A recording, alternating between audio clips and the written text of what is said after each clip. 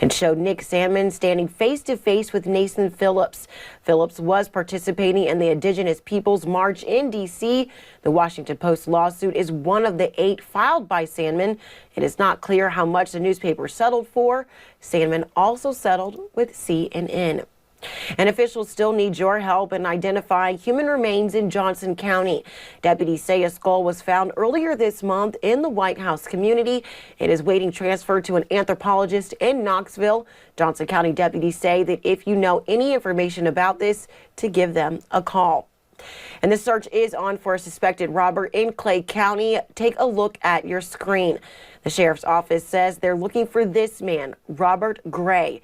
He's wanted for a robbery that happened last week at Alvin's and on South Highway 421. If you know where he may be, you can call the sheriff's office.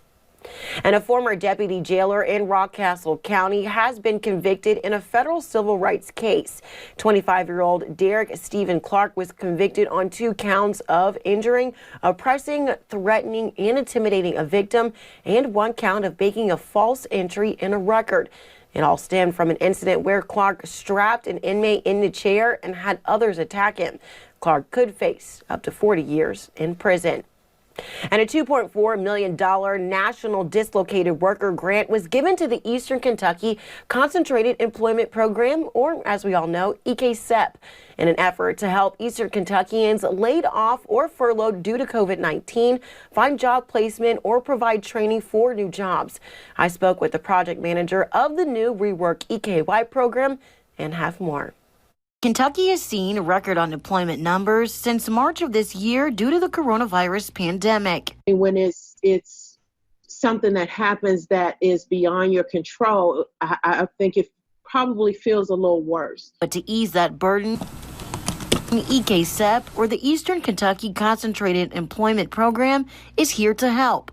As some would say, comes as no surprise. EKY has a history for that, having a passion for helping people to get that training and get into the workforce. And this program is no different.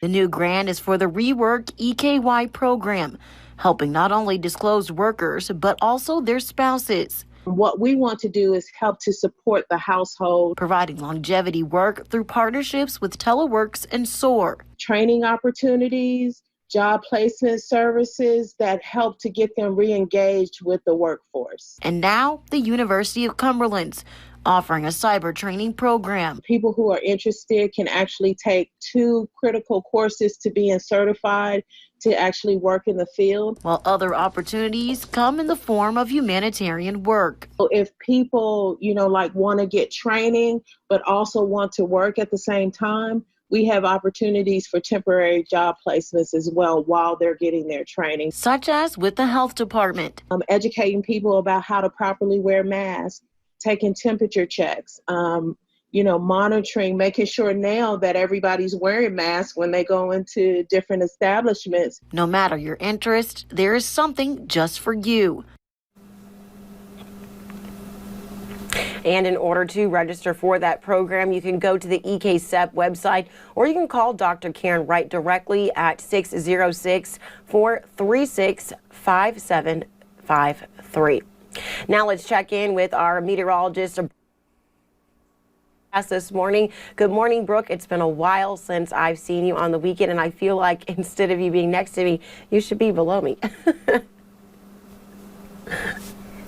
I know, Lacey. It's good to hear your voice again, and I hope you're ready for a terrific day because it's going to be one here in the mountains, Lacey.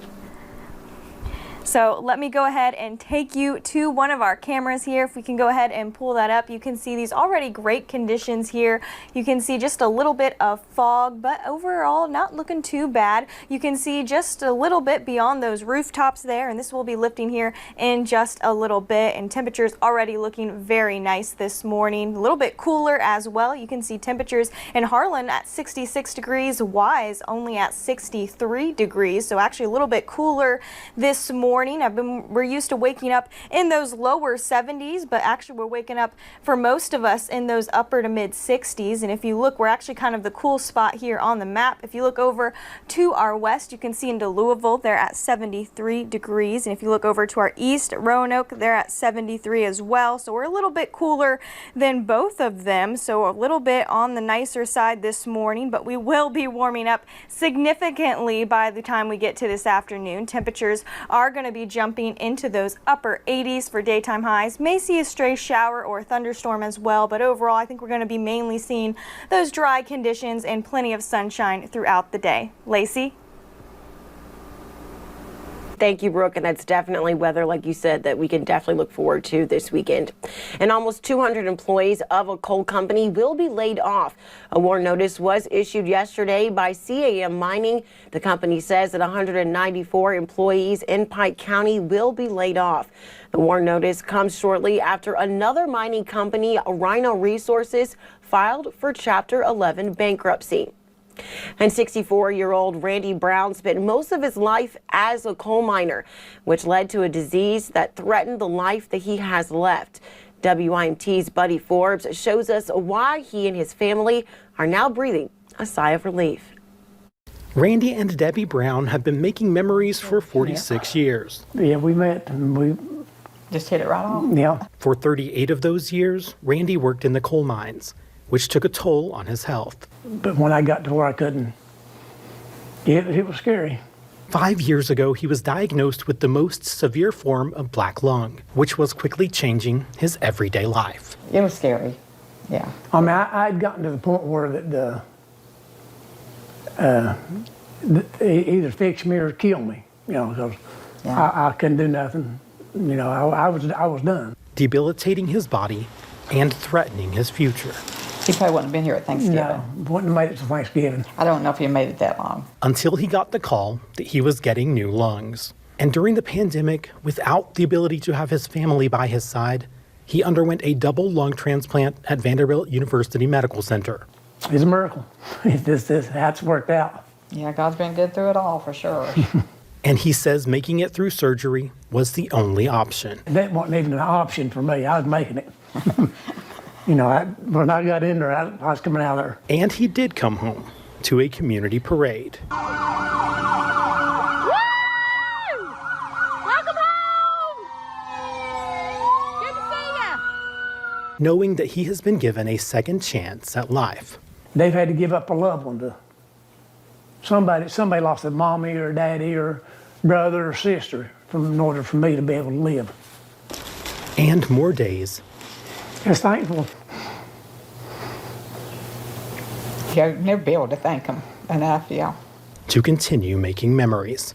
In Lawrence County, Buddy Forbes, WIMT Mountain News. The Browns say that they hope to one day meet the family of the donor who gave them this gift, and they encourage anyone who is eligible to be an organ donor to consider making that decision. Well, coming up on Mountain News this morning, how Texas is gearing up for Tropical Storm Hannah and what looks to be another record-setting hurricane season. And this morning is going to be nice and sunny. I will be breaking down your full forecast coming up.